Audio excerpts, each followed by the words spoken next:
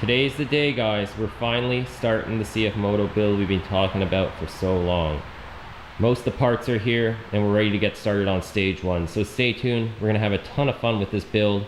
We're gonna use it, abuse it. We're gonna talk about it, how much it costs, what we're doing, why we're doing it, and all that other information you guys wanna know.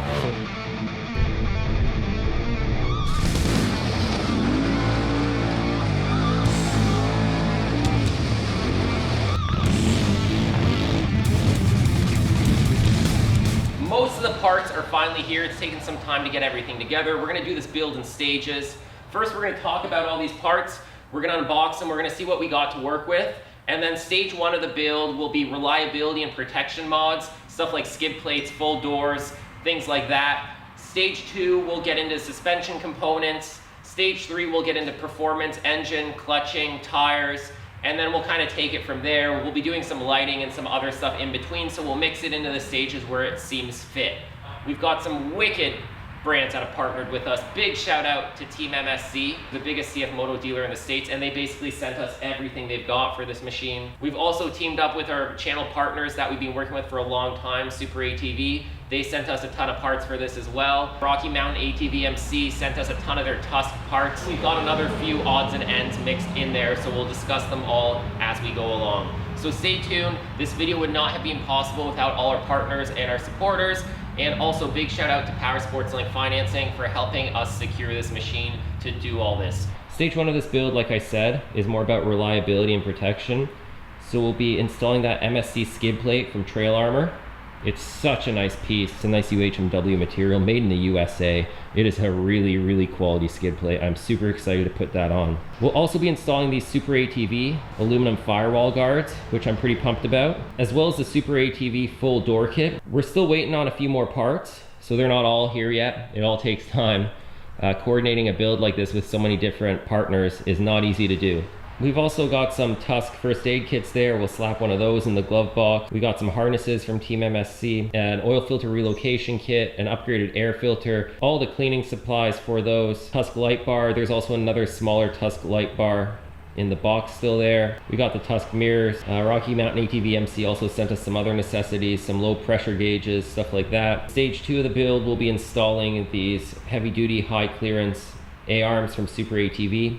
We've also got a set of heavy duty high clearance radius rods that are coming. Looks like we've got a really nice kinetic recovery rope there too, also branded from Team MSC, as well as a gas cap and a few other odds and ends. Big shout out to Real Talk Powersports if you guys want CFMOTO content on YouTube. They do some really nice stuff there, and they're also associated with MSC, and they're one of the big reasons we are even doing this build. So big shout out, guys. Thanks for showing us all the support. So the next step is the fun step. Let's build. Here we have most of stage one laid out, guys. We've got the skid plate, all the Under Armour. We've got a set of mirrors, first aid kit, some supplies like a low tire pressure gauge for the glove box along with the first aid kit. We've got a few recovery supplies, a Sackett trash bag, a Team MSC branded gas cap. We've got the Super ATV firewall guards, and we've got the Super ATV full doors. Let's start transforming this thing. First mod we're gonna do is we're gonna install the full doors from Super ATV. They are aluminum door inserts. They fill in this hole here and this whole open section down there. Looks like a pretty straightforward install. You gotta remove the outer and inner door panels, drill a few holes, trim a little bit of plastic, and it looks like they slip right in there. So it's not a difficult installation by any means. So we're gonna take you through the process, not completely step by step, just the key points so that you can follow along. The next step after this is we're gonna move on to the mirrors. I still got one left, but the other mirror, I lost it first ride. I've got bad luck with mirrors, and these stock mirrors from CFMOTO are pretty janky and big and bulky, and they don't fold in and out really nice. When you hit something, they just break. So we got a set of Tusk mirrors that we're gonna put on there instead that look a little bit better. They're a little bit smaller, and I think they'll be tougher in the long run. So let's dig in here. We'll get the inner panel off and then the outer panel, and we'll mark all our holes, drill them out, do the trimming like we need to, and then we'll see how this bad boy looks with full doors. I can't believe they're still sending machines from the factory with half doors, because I mean, driving with half doors, aside from the airflow, it sucks. All the dirt, all the water, all the debris gets inside. It's messy. And it also doesn't hold the branches back or anything like that, so it's a lot safer with the full door on there. First step, we're gonna remove all these screws here holding the inner door panel on, and then we'll pull that off. Okay, all those screws are out. Now we should be able to pull this inner panel out. Perfect. And now we need to remove the outer panel. There's just a few bolts here.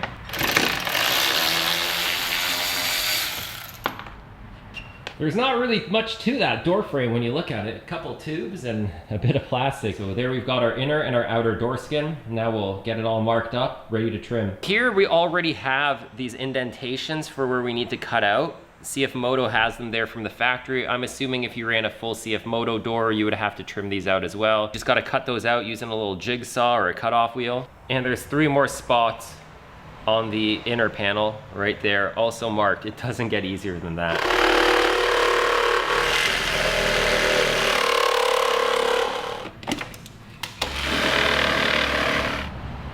A jigsaw or even an X-Acto blade will cut through it. It's not very thick plastic. Now that we've cut out the pieces we need to reinstall the outer door panel to line it up so that we know where to mark the holes to insert the filler piece up here. So now we have to align this with the edge of the door. We have to mark our holes. All right, now we just drill the holes we marked.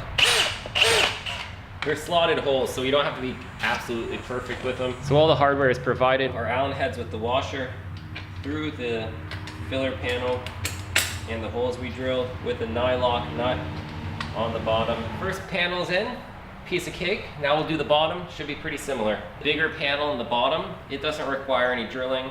It just has a stud on one side and then some bolt holes that are already in here, and it mounts to the lower door frame here. So loosely get all the bolts started here and line the door up the best you can.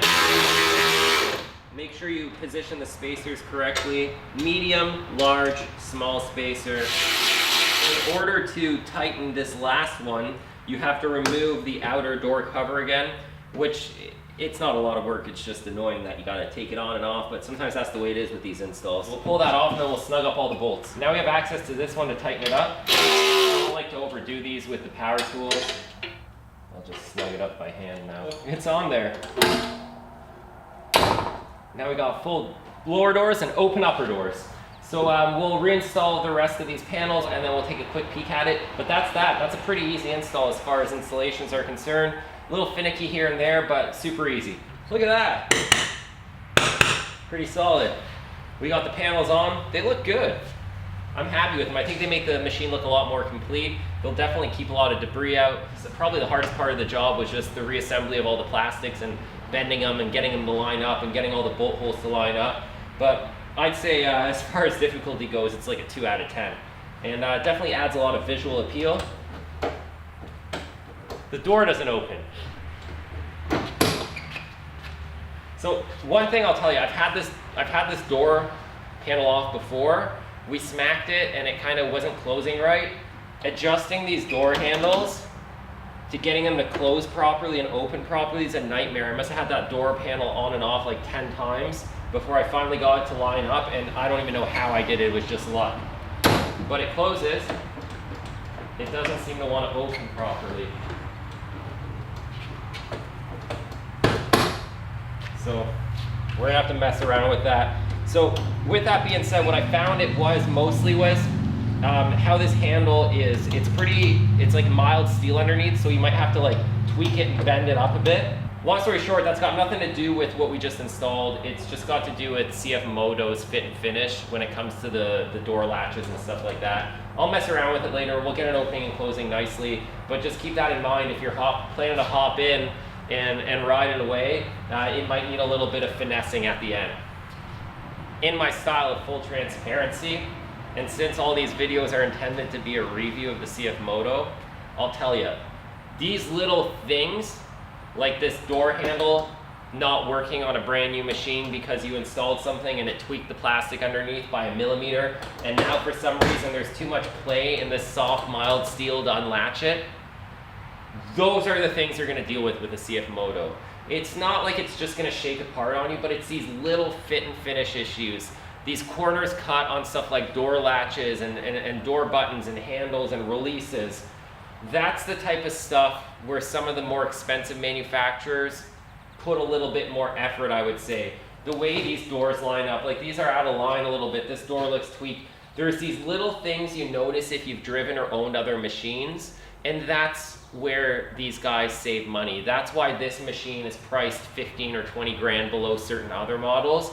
These are the little issues that they're cutting corners on. Is it a big deal? No. Once I get that door handle solved and fixed, it'll be fine. But they've got to save money somewhere, and whether it's $1 on a door handle, $100 on a shock, something like that, remember, you get what you pay for. It doesn't mean you're getting junk, but don't expect this thing to have doors that close like a Mercedes or a BMW, because in theory, you're driving a Hyundai here. All right, now that the doors are on, our next mod, this is a good one. We got a Team MSC branded gas cap. Well, this should be a pretty easy install, I think. The hardest part is gonna be opening the packaging. Out with the old, in with the new. Nice billet cap. Now that we've got our door panels installed, we can move on to the next upgrade, which is these Tusk aluminum mirrors. These are another super easy install, should only take a few minutes. A cage clamp, and then you adjust your mirror. These are really sturdy. They're made out of aluminum. They're a nice mirror. So let's take off these crappy stock mirrors and replace them with these. Nothing fancy about these stock mirrors. They've already taken a few hits. You can see this one's damaged. The other one's broken too.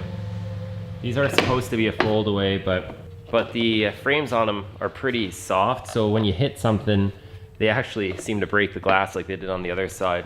They move they got a lot of adjustment on them, but they're not very visually appealing either. The brackets on them are a little weird, but I think that has a lot to do with how weird this cage design is from the factory.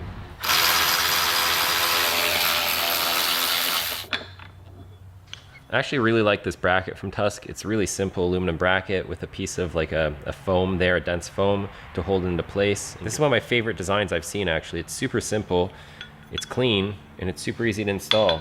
You just slide it over, and then basically mount your mirror wherever you want. Just a bolt that goes through. And there's a threaded portion on the mirror and it just threads onto that, and you got a lot of adjustment.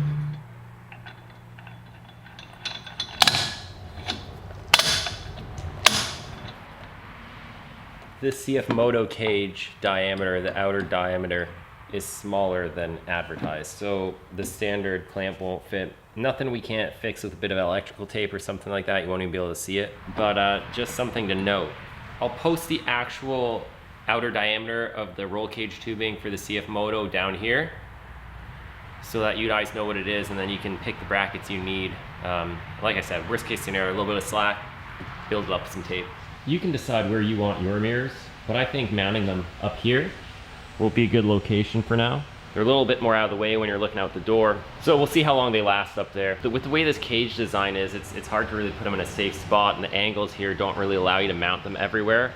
As I mentioned, the clamps do not go tight enough around this cage. The diameter is slightly different than the other standard cages. So I'm just gonna wrap some electrical tape around here. You don't need a lot. I only need to build up a few millimeters. You can use a thin piece of rubber for a spacer if you want to, but quite honestly, the electrical tape will be fine. You can't even see it once it's installed. So just try and wrap it as evenly as you can without making a high spot in the middle. Once you've got the bracket positioned where you'd like it, you just gotta tighten it up and it'll squeeze on there.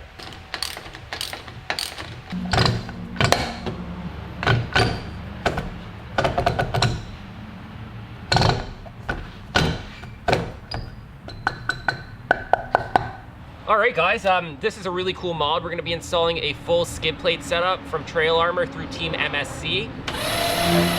There's a variety of different ways you can set your machine up to get the skid plate on there easily. You can do it with the machine on the ground, just laying on your back, but it's a pain in the butt. So if you can tip it over with a few guys or a winch, it makes life a lot easier. Whatever method you use, be safe. But this is definitely redneck safety approved. Let's take a look at the skid plate, the stock skid plate, which doesn't have much mileage on it really, a couple 100 kilometers, nothing crazy, nothing too hard. And from here even I can see that it is pretty dented in there already, and there's a chunk hanging off it. Now we all know none of the machines come from the factory with a real skid plate. They're just belly pans. They're there to keep debris out.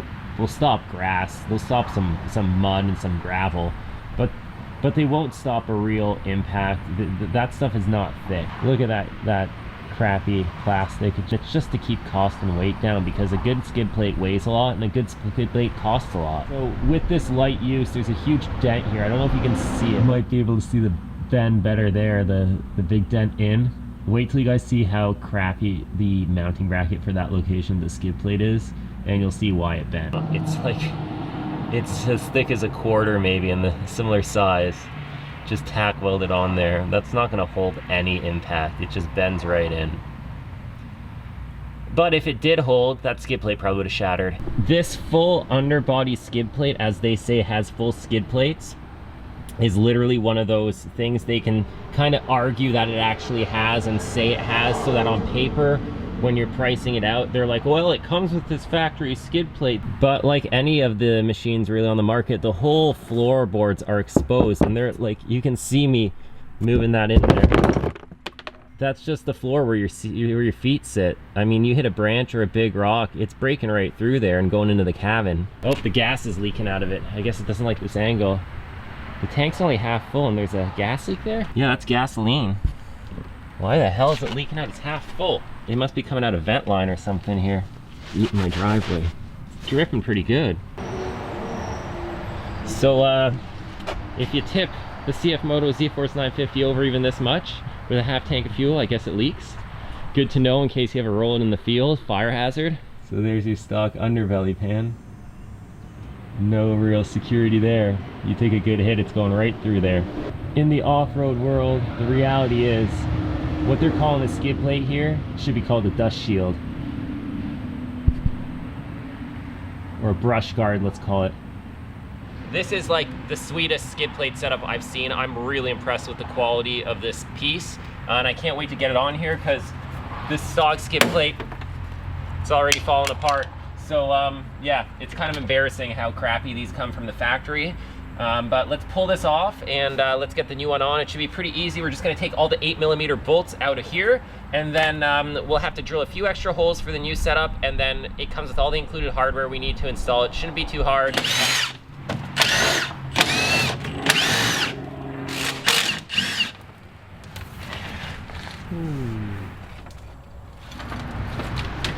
That was pretty easy. That's all off. So let's compare this to the aftermarket skid plate and see where everything goes. Like, a bunch of these mounting brackets are already bent. All right, this one is bent, so we'll just straighten it out. Well, that's pretty easy to bend, it's no surprise. And then the rear two are bent, and one of them is already touching the rear differential. So we'll straighten those out. Really crappy quality mounting locations, but the new skid plate's nice and thick, and it should reinforce along the frame rails and prevent all this bending. Oh, these two are bent as well. I didn't even notice. They're mangled, and we haven't even, oh, the weld just broke, if you heard that pop. Yeah, the weld's broken on this one. They're mangled, and this thing hasn't even been driven hard. But whatever, we'll put it back together and see how long she holds. Good time to take a look under everything else here. I've never seen this thing with it screwed off before. This thing has damage all over and bends. Look at the rust on the weld. This section took a hit too. This side also looks tweaked, as you can see by all the rust and the paint peeling off on the bracket there. Around the weld, it's bent. Looks like it took a little scrape and a hit there. The main frame rail's bent here. That's upsetting. That should be a thicker wall. It should not bend that easy. It really shouldn't. So here we just got all the mounting hardware. Nice sticker. I gotta say, the quality of these stickers is just as good as the quality of their skid plates. They're sweet stickers. Solid 9 out of 10 on the sticker game. Instruction manual. This is what we need. A bunch of self-tappers. Nice big washers. So yeah, good improvement over what the CFMOTO stock hardware is like. Really nice hardware. These self-tappers are really, really nice quality. There's nothing worse than a cheap quality self-tapper, because they'll snap off as soon as you grab some torque on them, and then you're stuck with a broken threaded rod inside your bolt hole, and it's a nightmare to get out sometimes. So they want us to start the install from the back panel here, so let's get all the panels organized and get going. Here we have on the right the MSC main portion of the skid, and then on the left the stock CFMOTO dust shield.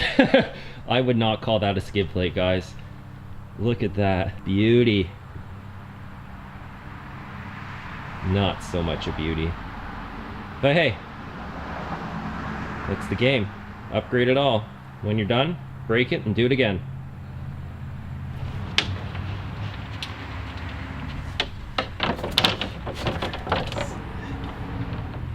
He wants us to mount these two central ones so that we can line it all up. Yeah, here this is. All right, so they send you this bash plate that goes over this front plastic piece and covers up the winch area.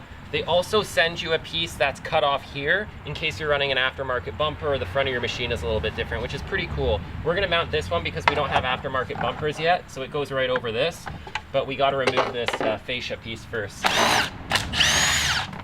So now we've exposed the front end here, which is also bent. We got a bend right here. Let's straighten it out. Just a little tweak. This thing should have fit right on there. There we are, just like that. All these holes right now are slotted, so they give you a little bit of adjustment to line everything up. No two machines are the same, even though they're mass produced. If you hit something or you bend something or something's out of line, you need that adjustment to be able to get it in there.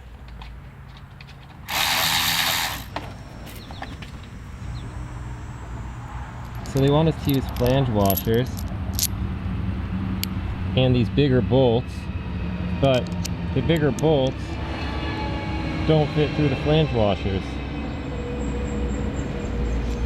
So I'm gonna have to drill out a couple of these flange washers a little bit, like I mean just a touch, to get them to clear. All right, let's go try again. Well, that really pushed it all into place nicely and lined it all up. That is looking awesome, and the protection it adds is huge. Don't have to worry about smashing those sides again. And that nice thick UHMW will distribute the impact loads nicely, so hopefully we don't bend brackets or chassis tubes. It's lining up really good under there. We'll do the other side. So now we're just snugging up the bolts that are going into the existing threaded locations.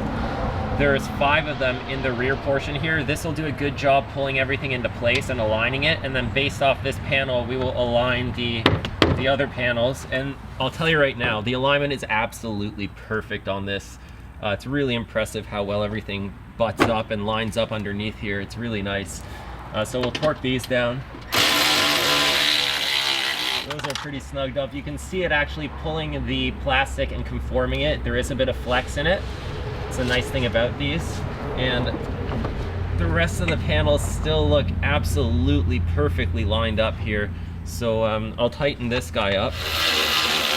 First shot, really nice. Sometimes these can be a little bit of a pain in the butt. Now, if your machine is beaten and abused, then it could also kind of cause a little bit of issue sometimes because things are a little tweaked, but that's why there's slotted holes and stuff. But yeah, very impressed so far.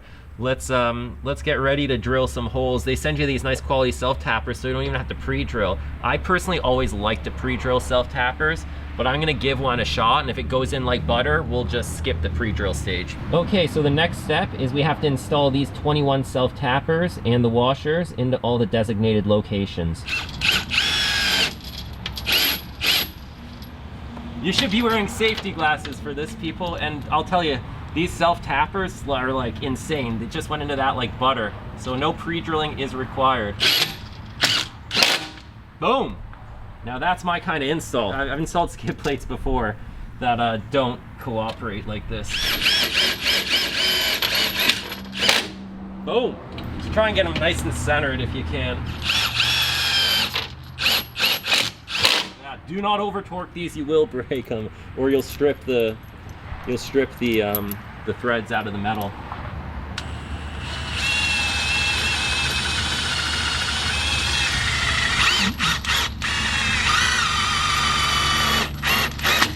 There we go. One thing I'll also mention, they did include 2 or 3 extra self-tapping screws, which is very nice and logical and thoughtful of them in case you damage one putting them together, which I damaged 1 or 2, so I've still got enough to keep going.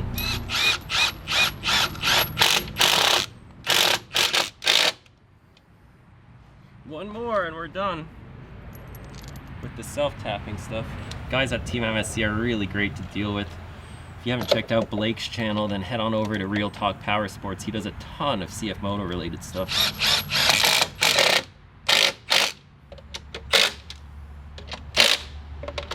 That's pulled it into place there nicely now. Now we can slam these guys in.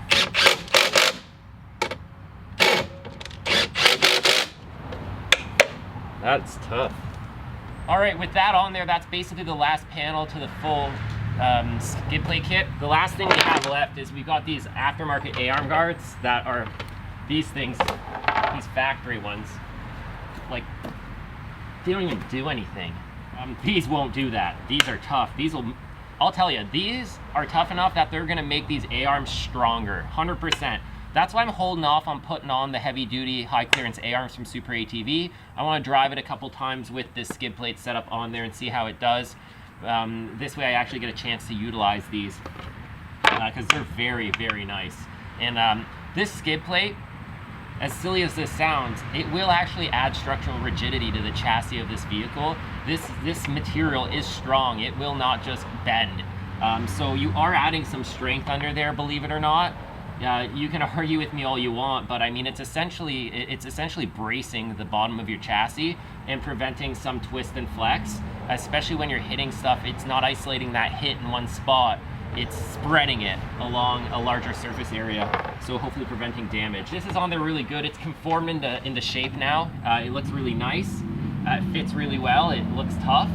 So we'll do the A-arm guards, and then we've also got a set of trailing arm guards and sliders. So aside from protecting the trailing arm from impact, these also slide over rocks and obstacles a lot better than a piece of metal does. It's a lot slicker. It's slippery, basically. It's icy feeling in comparison to metal that digs in and can actually slow you down when you're caught up on some rocks or something. So since we're up front here, let's do the A-arms, and then we'll go around back and install the trailing arm guards, and then we'll have the best protection you could possibly have for this machine. I'm gonna feel a lot more confident out on the trails now, bashing off stuff and not having to worry that it's gonna damage some critical components underneath my machine. So that one looks bigger, but man, oh man, is this one tougher. Look at that flimsy plastic here. It's not doing anything. You're not bending this thing. This is gonna make this A-arm stronger, 100%. This will add strength. Okay, here we have the hardware for the A-arm guards. So we're just gonna mount these clamps over the A-arm tubes, and we're gonna secure them with these Allen headed bolts. There's also 2 OEM welded in nuts here, and there's 2 holes for those. So we'll start off with those just to hold this in place. I'll actually tighten those up, and then that way it'll pull everything into position. Okay, that A-arm guard is secured into place there. We've got the clamp mount there, another clamp mount out by the wheel side, and there's a factory welded on nut there that I utilized. I wasn't able to utilize that one. The holes didn't line up for some reason. I don't know if the A-arm's tweaked or the welds are off. I'm guessing it's an issue on CFMOTO's end, not Trail Armor's end, just based on the build quality of one component versus the other. But those 3 are holding it on more than good enough, so I'm not really too concerned about the 4th bolt. So let's do the trailing arm guards next. The trailing arm guards are simple. They just mount with 4 self-tappers and some washers. If you pay attention, there's a pre-drilled hole at the front of the rear trailing arm. There is also one at the rear here. We're going to utilize those 2 holes as our starting point. That'll locate our trailing arm guards exactly where they need to go, and then we'll use self-tappers to do the other 2 holes like we did with the skid plate. Real easy install, guys. You can easily do this yourself at home. Not too tight, just to get it started. I'm gonna loosen them both. To position the other 2.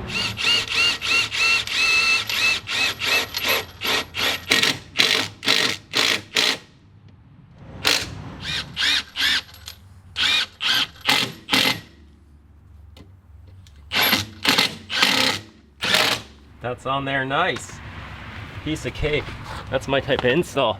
Looks like there's a little bit of a curve out here in a space. You can see the light shining through there. You can't really prevent that because there's like a reinforcement piece on here. You can't really get around that, but I think if you take a few good hits it should conform that into place in no time. That essentially concludes our install. I'm just gonna go over everything again, make sure everything's all tightened up and snug and all the bolts are in place.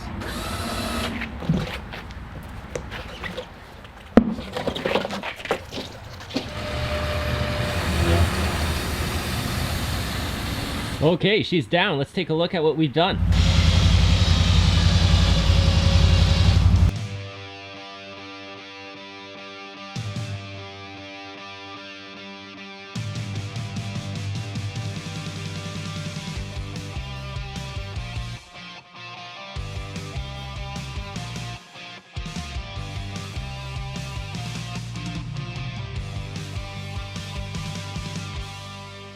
Next step is we're going to install the firewall guards. These are aluminum from Super ATV. Now that we've installed the trail armor skid plate, it is in the way. So I'm hoping we can just loosen the two front bolts on the skid plate.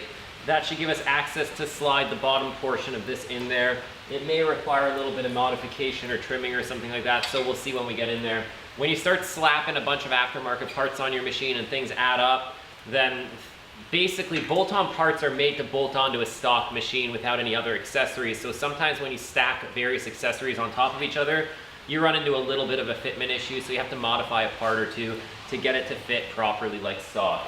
So bolt-on means, you know, bolt-on-ish in this world. It means minor modification may be required. So for this one, if you didn't have an aftermarket skid plate, it would bolt right on. Since we have an aftermarket skid plate, we gotta play with a few extra variables.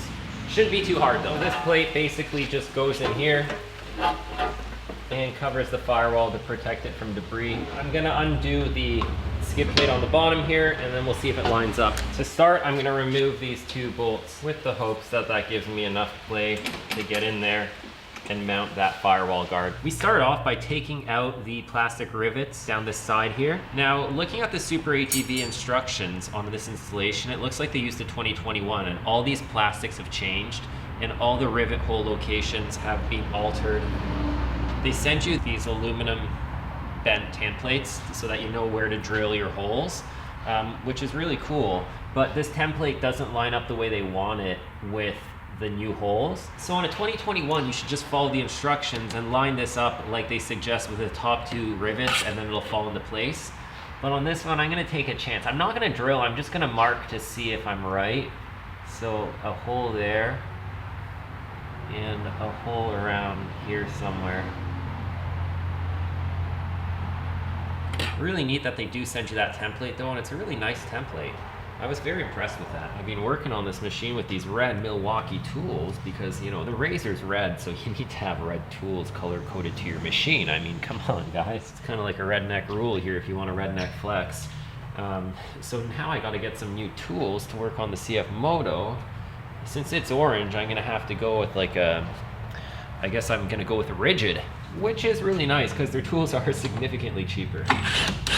Been wanting to do a comparison for a while, so good excuse. Oh man, I think we gotta remove like the headlight section here and everything. We need to remove all these plastic rivets too. Man, these are such a pain to get out sometimes. They always get damaged. I know there's a special tool for it, but even that doesn't work well. I find my favorite tool is to just use these go around really nice and then you can usually pull them out. Just don't press too hard or you'll slice them. Some of them come out nice and some of them just don't. You can buy them real cheap online though, on eBay or on Amazon. You can buy a pack of like 100 of them for like $20 or something, and as you damage them, you just replace them. You need to remove these ones too. You gotta pull this weird rubbery thing out of the way. There's some rivets on here too on the bottom. They're freaking everywhere. Quite honestly, I'd prefer if these were just bolts or something. Now we should be able to get this out of the way. There's another freaking screw hiding under here. There we go. We're gonna install our bracket and see if everything lines up here. That fits in there pretty nicely. Even with the skid plate, I don't think it'll be an issue sandwiching that in there. Now we need to install this clamp mount. We're gonna mount our bracket too. It installs right there. It tells you to install it pretty snug, but not torqued down all the way.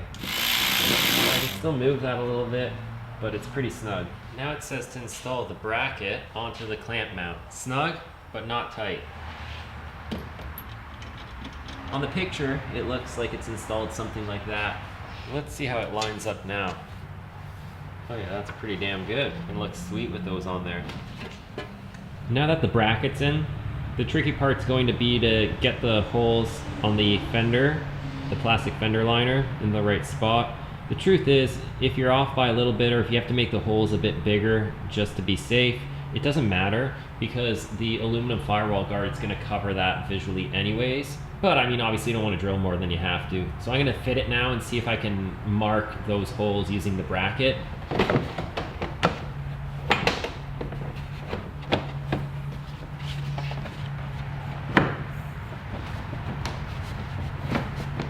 I want to get this as lined up as I can. Put this bottom bolt in to hold the fender liner kind of in place where it needs to be as a guide. So now I can see if I can get behind there somehow and mark it. Okay, I can feel the bracket here. Yeah, I'm totally off with that one. There we go. Oh wow, we are lined up. A little bigger, so it's easier. There we go. Right, now that we have that hole, the other hole's almost in the perfect spot. The bracket there. Nope. A little lower. There we are. One extra hole. No big deal. No one will even know. With that in the right spot now, we can get stuff mounted. I'll make sure everything's lined up here. We should be able to test fit this now because most of the plastic rivets are back in around here. We'll get the top set up, and then once that's set up, I can work on getting the bottom to fit properly because of the skid plate. Okay, so those two top guys are kind of just snugged up. And now we'll see how it fits on the bottom. It kind of wants to position itself here. I wonder if I could get this under the skid plate. So you can see that it's riding over the skid here. It should be kind of curving under the frame rail there. So I'm gonna see if I can drop the skid plate and see if there's enough room to sandwich it between the skid plate.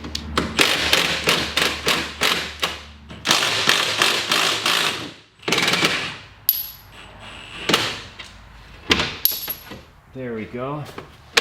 Now see, that's supposed to sit up snug against there. And then the skid plate, oh man, that skid should hold that in place actually. And I still have a bolt to mount to here. So let's mount that bottom bolt, and then I'll sandwich the other section with the skid. It's not going anywhere. So the Super ATV sends you the drill bit you need for your hardware. We might not end up using all of it because of our custom application, but like I said, if you have a different skid plate or don't have an aftermarket one, then you can just go ahead and mount all three to the frame like you're supposed to. Let's drill her out. I'm actually gonna tighten up that skid plate now and see if it pulls things into place.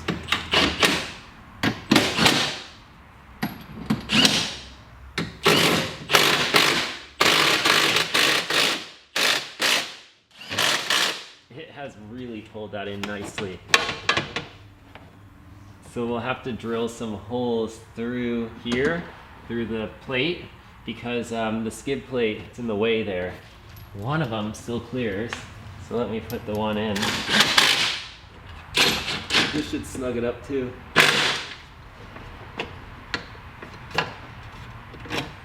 Position that. Go ahead and drill this hole now.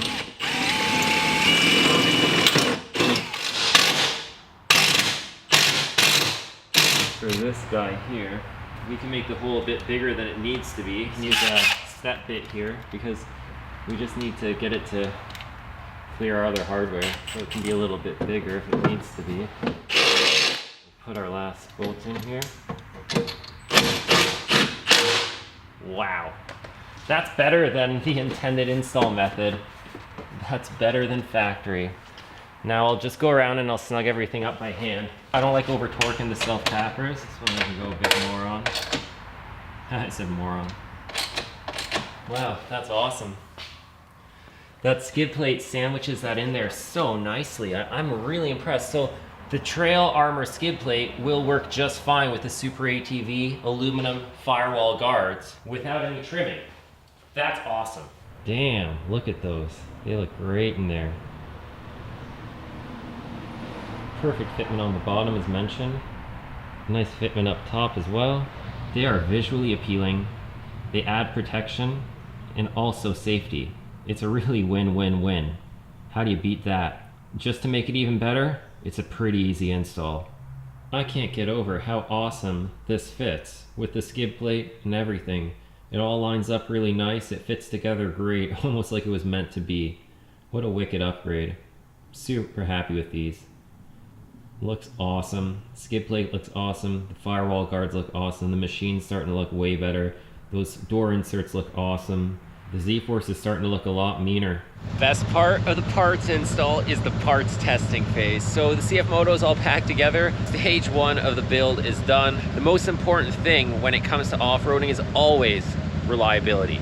So if you got a reliable machine, it'll get you there, it'll get you back. You don't always have to be the first one up the hill or the guy that takes the hardest line, because if you can make it there and back and the other guys break down halfway through the day, then in a way you are the winner. It's kind of like a race. You can't win if you don't finish. So let's hop into the CFMOTO. Let's go for a little cruise. I mean, it's kind of hard to test this stuff. I'm not going to bounce this thing off any rocks or anything to test the skid plate, but it's looking really good. The full doors are a game changer. This machine looks so much more complete with those full doors from Super ATV. Those firewall guards also look great and really give it a more aggressive look. And the trail armor skid plate from Team MSC, I mean, speechless on how awesome that is. It's just awesome. And the way it all tied in together, the Super ATV firewall guards work perfectly with the sock mounting locations on the trail armor skid plate. This is gonna get tested passively as we use the machine. You can't avoid smacking that stuff, so we'll keep an eye on it over the next few months and the next few rides and see how it holds together and performs. So enough standing around and talking, let's drive. Drive and talk. Yeah, this thing's only got 177 kilometers on it, 105 miles. That jerkiness off the line on the clutching, it's super annoying.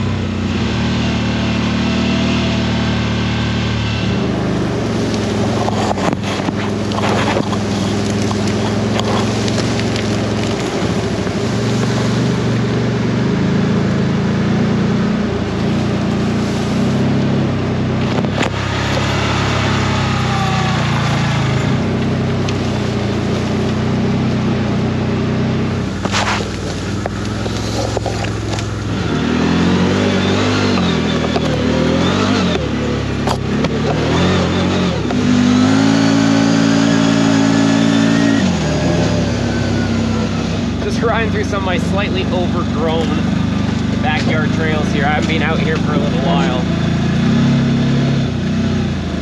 Continuing to make this weird kind of like, I can't even explain it. This, you can feel the vibration and you can kind of hear this like, it sounds like it's coming from the clutches or the drivetrain or something. And I can't identify it.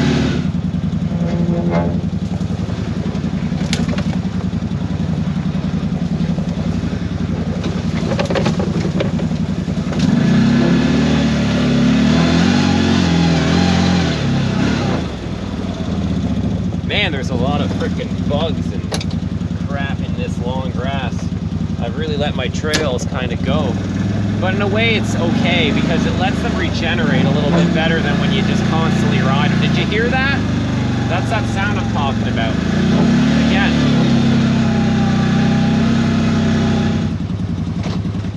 Well, hope you guys enjoyed stage 1 of the CFMOTO Z-Force 950 build. We'll be coming at you with stage 2 in the next little while. Gonna take the machine out for a couple rides and see if everything's okay, and then we'll move on to stage 2. So stay tuned, a lot of fun stuff coming for this unit as well as the other machines in the crew.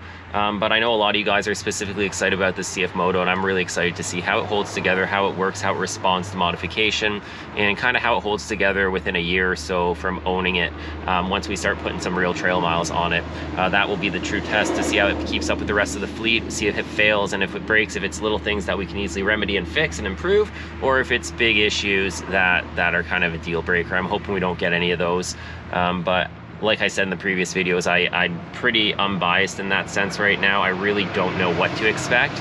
I'm really hoping that it impresses me and I'm satisfied, but I'm also equally prepared for potentially being slightly disappointed in certain areas, but I went into this with that interest. That's the science behind this. We just want to test this out like a real machine, without exaggerating how good it is and without hiding how bad it might be.